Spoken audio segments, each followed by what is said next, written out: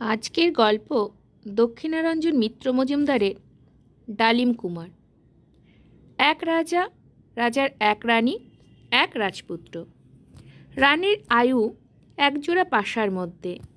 রাজপুরীর তালগাছে এক রাক্ষসী এই কথা জানিত, কিন্তু কিছুতেই রাক্ষসী জো পাইয়া ওঠে নাই। একদিন রাজা মৃগয়া গিয়েছেন। রাজপুত্র সখা সাথী 5 জন লইয়া পাশা খেলিতেছিলেন। দেখিয়া রাক্ষসী এক ভিখারিণী সাজিয়া রাজপুত্রের কাছে গিয়া পাশাজোড়া চাইল। রাজপুত্র কি জানেন, হেলায় পাশাজোড়া ভিখারিকে দিয়ে দিলেন। 3 ফুয়ে রাক্ষসী রানীর আয়ু পাশা কোন রাজ্যে পাঠাইল কে জানে। রানীর ঘরে রানী মূর্ছা গেলেন। রাক্ষসী তাড়াতাড়ি গিয়া রানীকে খাইয়া রানীর মূর্তি ধরিয়া বসিয়া রহিলেন। রোজ যেমন আজও রাজা আসিলেন, রোজ যেমন আজও রানী সেবা যত্ন করিলেন। কেবল রাজপুত্র দেখিলেন খাবার দিবার সময় মায়ের জিভের 1 ফোঁটা জল টস করিয়া পড়িল। গা ছমছম। রাজপুত্র আর খাইলেন না, চুপ করিয়া উঠিয়া গেলেন। একথা আর কেউই জানিল না। ক বৎসর যায়, রাজা 7 ছেলে হইল। রাজা খুব ধুমধাম করিলেন। কেবল রাজপুত্র দেখিলেন তালগাছের আগা দিন দিন শুকায়, তালগাছে কোনো পক্ষী বসে না। রাজপুত্র চুপ করিয়া রহিলেন। 7 ছেলে বড় হইল। রাজা সময় মতো তাদের অন্নপ্রাশন, চূড়া, উপনয়ন সব করাইলেন। তখন রাজপুত্রেরা বলিলেন, এখন আমরা দেশ ভ্রমণে যাইব। রাজা বলিলেন, বড় কুমার গেল না, তোরা কি করিতে যাইবি? রাজা বড় কুমারকে খবর দিলেন। খবর পাইয়া এক পক্ষীরাজে চড়িয়া বড় কুমার ভাইদের কাছে গেলেন। কেন রে ভাই, দাদাকে তোরা ভুলে গিয়েছিলি? চল, এবার দেশ ভ্রমণে যাইব। 8 ভাই সাজসজ্জা করিয়া চড়কটক সঙ্গে রাজপুরী হইতে বাহির হইলেন। ছাদের উপর রাক্ষসী রানী দেখে বড় বিপদ। কুমার তো গেল। আছাড়ি বিছাড়ি রাক্ষসী ঘরে গিয়া এক কৌটা খুলিল। কৌটার মধ্যে সুতা, শঙ্খ, সাপ। রাক্ষসী বলিলেন, সুতাশঙ্খ, সুতাশঙ্খ, শাকের আওয়াজ। কুমারের আয়ু কিসে বল দেখি আজ। সুতাশঙ্খ সুতার মতো ছোট্ট সরু, কিন্তু আওয়াজ তার শঙ্খের মতো। সরু ফোনা তুলিয়া শঙ্খের আওয়াজে সুতাশঙ্খ বলিল, তোর আয়ু কিসে রানী? মোর আয়ু কিসে? ডালিম কুমারী আয়ু ডালিমের বীজে। রাক্ষসী বলিল, যাও ওরে সুতাশঙ্খ, বাতাসে করি ভর। যমযমুনার রাজ্য, শেষে পাশাবতীর ঘর। এই লিখন দিও নিয়া পাশাবতীর ঠাই। 7 ছেলে তরে আমার, 7 কন্যা চাই। রিপু ওরি চাই সুতা, ছিপিয়া খাবে তারে। সতীনের পুত যেন পাশা আনতে না রে। লিখন নিয়া সুতাশঙ্খ বাতাসে ভর দিয়া গাছের ওপর দিয়া চলিল।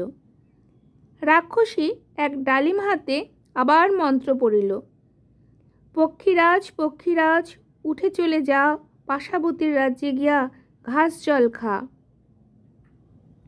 মন্ত্র পড়িয়া রাক্ষসী তাড়াতাড়ি আসিয়া রাজপুরীর 1000 সিঁড়ির ধাপে উঠিয়া বসিল। তারপর বলিল, সিঁড়ি তুমি কার? সিঁড়ি বলিল, যে যখন যায় তার।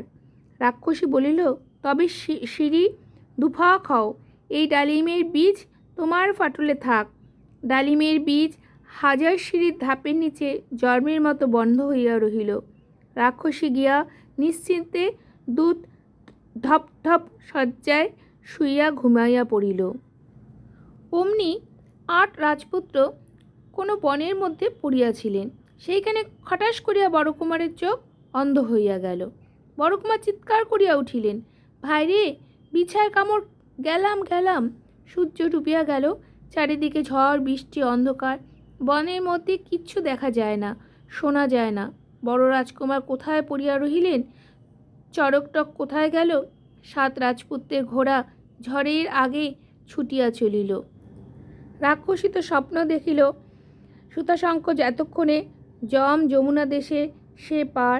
ওদিকে সুতাশঙ্খ সারা দিন কাছে কাছে চলিয়া হয়রান একখানে রাত্রি হইল। কে আর যায়? পরিপাটি রাজার বাগান, বাগানে এক গাছে ফুলের মধ্যে ঢুকিয়া বেশ করিয়া কুলিমণ্ডলী পাকাইয়া সুতা ঘুমাইয়া রহিল। রাজকন্যা রোজ সেই গাছের ফল খান। মালি নিত্যকার মতো ফল আনিয়া দিল। রাজকন্যা নিত্যকারের মতো ফলটি খাইলেন। ফলের সঙ্গে সুতাশঙ্খ রাক্ষসীর লিখন রাজকন্যার পেটে গেল।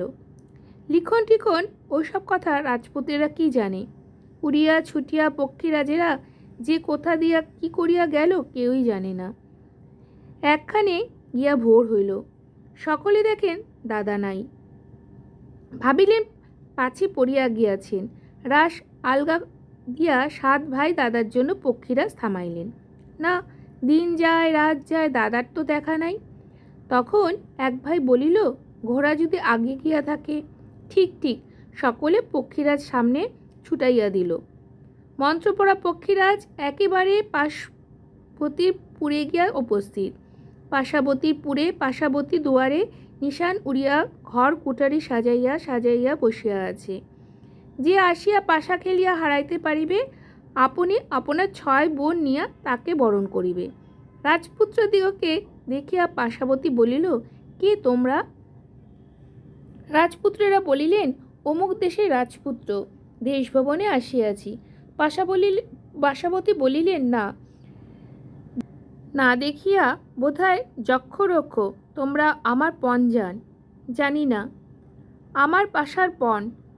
দানব যক্ষরক্ষ হইলে পরখ দেখিয়া নেব, মানুষ হইলে খেলিতে হইবে। যে দিনে সে মালা পায়, হারিলে মোদের পেটে যায়। রাজপুত্রা বলিল, পরখ করো। পাশাবতী লিখন দেখিতে চাহিল। দানব যক্ষরক্ষ হইলে লিখন থাকিবে। রাজপুত্রেরা বলিলেন, লিখন কিসের? লিখন নাই, তবে খেলিয়া রাজপুত্ররা হারিয়া গেলেন। পাশাবতী 7 বনে 7 রাজপুত্র পক্ষীরা সব কুচি কুচি করিয়া কাটিয়া হালুম হালুম করিয়া খাইয়া ফেলিয়া আবার রূপসী মূর্তি ধরিয়া বসিয়া রহিল। রাক্ষসী রানী স্বপ্ন দেখে কি, আর তার কপালে হইল কি? রাক্ষসী মাথায় টনক পড়িয়াছে কিনা কে জানে। যাক, অন্ধ রাজকুমারকে পিঠে করিয়া পক্ষীরা ঝড় বৃষ্টি অন্ধকারে শূন্যের ওপর দিয়ে ছুটিতে ছুটিতে হাতে রাস হারাইয়া রাজকুমার কখন কোথায় পড়িয়া গেলেন। পক্ষীরাজ এক পাহাড়ের উপরে পড়িয়া পাথর হইয়া রহিল।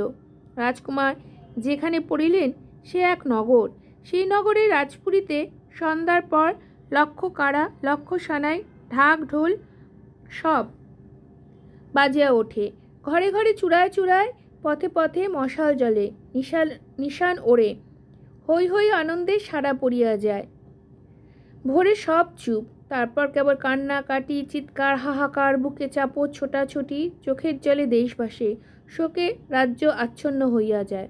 আবার দুপুর বহিয়া গেলে যখন রাজার হাতি সাজিয়া গুজিয়া বাহির হয়, তখন রাজ্যের লোক নিঃশ্বাস ছাড়িয়া গিয়া খাওয়া দাওয়া করে। তাহার পর সমস্ত নগরের লোক পথে পথে সারি দিয়া দাঁড়ায়। পাট হাতি ছোটে ছোটে একজনকে ধরিয়া সিংহাসনে তুলিয়া নেয়। অমনি ঢাক ঢোল বাজাইয়া শাকে ফু দিয়া সিপাই শান্তি মন্ত্রী আমত্ত সকলে তুলিয়া নিয়া মানুষকে লইয়া গিয়া রাজ্যে রাজা করে। রাজকন্যার সঙ্গে তাহার বিবাহ দেয়। আবার আনন্দের হাট বসে। পরদিন দেখা যায় রাজকন্যার ঘরে কেবল হাড় গোড়, রাজার চিহ্নও নেই। এইরকম কত রাজা হইল, কত রাজা গেল, কিন্তু রাজা না থাকিলে রাজ্য থাকে না। তাই নিত্য নতুন রাজা চাই। রাজকন্যা জানেন না, কেউই বুঝিতে পারেন না রাজাকে কিসে খায়। পাথারটি ছুটিয়া আছে, নগরে শ্বাস স্বর পড়িয়া গিয়াছে, সকলে চিৎকার করিতেছে, পথ ছাড় কাতার দাও। রাজকুমারের জ্ঞান হইয়াছে। শব্দ শুনিয়া রাজকুমার উঠিয়া বসিলেন। কিসের পথ, কোথায় আসিয়াছে? রাজপুত্র কিছুই জানেন না, কিছু বুঝিতেও পারিলেন না। রাজপুত্র থতমত খাইয়া গেলেন। হাতি কাতারের কাহাকেও ছুঁইল না। হু করিয়া সকল পথ ছাড়াইয়া আসিয়া রাজপুত্রকে তুলিয়া সিংহাসনে বসাইল। রাজ্যের লোক রাজা রাজা বলিয়া জয় জয়কার দিয়া অন্ধ রাজকুমারকে নিয়া রাজা করিল। ধুমধাম অভিষেক জাঁকজমক বিচার আচার সভা দরবার সব শেষে রাত্রি রাজা দেশে সব ঘুমায় আছে। নগরের শহরে সারাটি নাই, দুয়ারে দরজায় পাহারা নাই। থাকিয়া কি হইবে? কাল যা হইবে সকলেই তো তা জানে। পাহারারা আর পাহারা দেয় না। রাজকন্যা ঘুমে বিভোর। সেই কাল রাতে কেবল রাজকুমার জাগিয়া আছেন।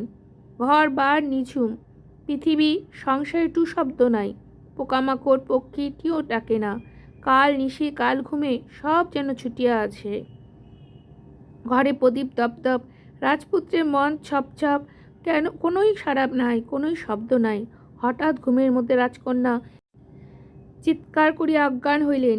চিরিক দিয়া ঘরে বিজলি জ্বলিয়া উঠিল। চচ্চর করিয়া দেয়ালের গা ফাটিয়া গেল। চুর চুর ঝুর ঝুর চারিদিকে ঝালর পাত খসিয়া পড়িতে লাগিল। রাজপুত্রের সকল গা কাটাশক্ত করিয়া তলোয়ারে মুঠি ধরিয়া হাঁটু গাড়িয়া রাজকুমার বলিলেন, কে? রাজপুত্র কিছুই দেখিতে পান না। ঘরের আলো, বিদ্যুতের চমক, রাজকন্যার শরীরে কাঠের মতো শক্ত। রাজকন্যার নাকের ভিতর দিয়ে সরু মিহি চুলের মতো সাপ বাহির হইল। সেই চুল দেখিতে দেখিতে সুতা, দড়া, কাছি, তারপর প্রকাণ্ড অজগর। শঙ্খের মতো আওয়াজে সেই অজগর গর্জিয়া উঠিল। পুরী থরথর কাঁপে, হাতের তলোয়ার ছনছন। রাজপুত্র হাঁকিলেন, জানি না যেই হও তুমি, যক্ষ রক্ষ দানব, যদি রাজপুত্র হই, যদি নিষ্পাপ শরীর হয়, দৃষ্টির আড়ালে তরোয়ালে ঘুরাইলাম। এই তরোয়াল তোমাকে ছুঁইবে। বলা আর কহা। সুতা শঙ্খ ৩২ ফণা ছড়াইয়া ২০ দাঁতে আগুন ছুটাইয়া লক লক করিয়া উঠিয়াছে। রাজপুত্রের তরোয়াল ঝন ঝন শব্দে ঘরের ঝাড়বাতি চূর্ণ করিয়া সুতাশঙ্কের ৩২ ফণায় গিয়া লাগিল। অমনি রাজপুত্র দেখেন সাপ। ঘরময় বিদ্যুতের ধাঁধা, চারিদিকে ধোঁয়া। রাজপুত্র শ্মশান তরোয়াল ঘুরাইয়া বলিলেন, চক্ষু পাইলাম। তরোয়ালের অজগর ৭ খণ্ড হইয়া কাটিয়া গেল। সেই নিশীতে রাক্ষসী রানী পুরীতে ধরধর শব্দে রাজার সিঁড়ির ধাপ ধসিয়া গেল। রাজকুমারের আয়ু সহস্র ডাল সোনার ডালিম গাছ হইয়া গজায়া উঠিল। রাজপুরীতে ভূমিকম্প, গুর শব্দ, ভয়ে রাক্ষসী ইঁদুর হইয়া চি চি করিতে করিতে ছুটিয়া পালাইয়া গেল। রানীর শরীর আবার মূর্ছা গিয়া পড়িয়া গেল। রাজপুরীতে হাহাকার। এসব কি? রাজার রাজ্যে লোক নিত্যকার মতো কাঁদিতে কাঁদিতে আসিয়াছে। দেখে ধন্য ধন্য, রাজা রাজা রাজা জীবন্ত। লোকের আনন্দ ধরে না। দেখে হাজারো ফণা ৭ কুচি সাপ মেঝেতে পড়িয়া। কি সর্বনাশ! সকলে বুঝিল এই সাপই এতদিন এত রাজা খাইয়াছে। সাপকে পোড়াও। পোড়াইতে গিয়া সাপের পেটে লিখন। লিখনের রাজার কাছে আসিল। পড়িয়া রাজপুত্র বলিলেন, রাজকন্যা, আর তো আমি থাকিতে পারি না। আমার ৭ ভাই বুঝি রাক্ষসের পেটে গিয়াছে। আমি বলিলাম, আমি এখন চলিলাম। রাজ্যের লোক মনক্ষুণ্ণ। শেষে এক রাজা পাইলাম, তিনিও কোথায় চলিলেন। রাজা কবে ফিরিবেন? সকলে পথ চাহিয়া রইলেন। ডালিম কুমার যাইতেছেন। এক পাহাড়ে উঠিয়া দেখেন পক্ষীরাজ। ছুঁইতেই আবার প্রাণ পাইয়া পক্ষীরাজ চিহি করিয়া উঠিল। রাজপুত্র বলিলেন, পক্ষীরাজ, এইবার চল। যমুনার দেশ, অন্ধকার গায়ে ঠ্যাক, বাতাসে পাথর ওড়ে। রাজপুত্র কিছুই মানিলেন না। ঝড়ের গতি কোন ছাড়, পক্ষীরাজে আসন যার। তীর বজ্রের মতো পক্ষীরাজ ছুটিয়া চলিল। কতক দূরে গিয়া করির পাহাড়ে পক্ষীরাজে পা চলে না। ছটপট রিটার্ট শব্দ। রাজপুত্র বললেন, পক্ষী, থামিও না, ছুটে চলো। পক্ষীরাজ তীর বজ্রের মতো সারা দিন পায়ের নিচে করির পাহাড় চূর হইয়া গেল। তারপরেই হাড়ের পাহাড়ের নিচে কলকল শব্দে রক্ত নদীর জল তোরে ছুটিয়াছে। রক্তের তরঙ্গ, রক্তের ঢেউ দাঁত বাহির করিয়া মুড়ার মুন্ড হি হি করিয়া ওঠে। হাড়ে হাড়ে কটাকট খটাখট শব্দ, কান পাতা যায় না। রাজপুত্র বলিলেন, পক্ষী, ভয় নেই, চোখ বুঝিয়া চলো। পায়ের নিচে হাড়ের পাহাড় খট খট খটাং ছট ছট ছটাং ছট ছট শব্দে তুষ হইয়া গেল। তখন রাত্রি পোহালো। রাজপুত্র দেখেন দূরে পাশাবতীপুরে ফটকে নিশানে লেখা আছে, পাশা খেলিয়া যে হারাইবে ৭ বনে মালা দেব। রাজপুত্র হাঁকিলেন, পাশা খেলিব। খেলিতে বসিয়া রাজপুত্র চমকিয়া পেলেন, এ পাশা তো তারই। খেলিতে গিয়া রাজপুত্র হারিয়া ফেলিয়াছিলেন। দেখেন এক ইঁদুর পাশা উল্টাইয়া দেয়। আনমন রাজপুত্র বসিয়া ভাবিতে লাগিলেন। পাশাপতি বলিল, রাজপুত্র পণ ফেল, পক্ষীরাজ নাও, কাল আবার খেলিব বলিয়া রাজপুত্র উঠিয়া গেলেন। পাশাপতিরা তখনই পক্ষীরাজকে গড়াসে গড়াসে খাইয়া ফেলিল। পরদিন এক গ্রামের মধ্যে গিয়া রাজপুত্র এক বিড়াল ছানা নিয়ে আসিলেন। বললেন, এসো, আজ খেলিব। খেলিতে বসিয়া আজ ইঁদুর আসে আসে করে, আসে না, কি যেন দেখিয়া পালায়। রাজপুত্র দান ফেলিলেন। এই হাতে ছিল পাশা, পুনঃ এলে হাতে, এতদিন ছিলে পাশা কার দুধ ভাতে। আর দান পরে পলক ফেলিতে না ফেলিতে পাশাপতি হারিয়া গেল। রাজপুত্র বলিলেন, আমার পক্ষীরাজ দাও। রাক্ষসী পক্ষীরাজ দিল। আবার খেলা, রাক্ষসী আবার হারিল। রাজপুত্র বলিলেন, আমার ঘোড়ার মতো ঘোড়া, আমার মতো রাজপুত্র দাও।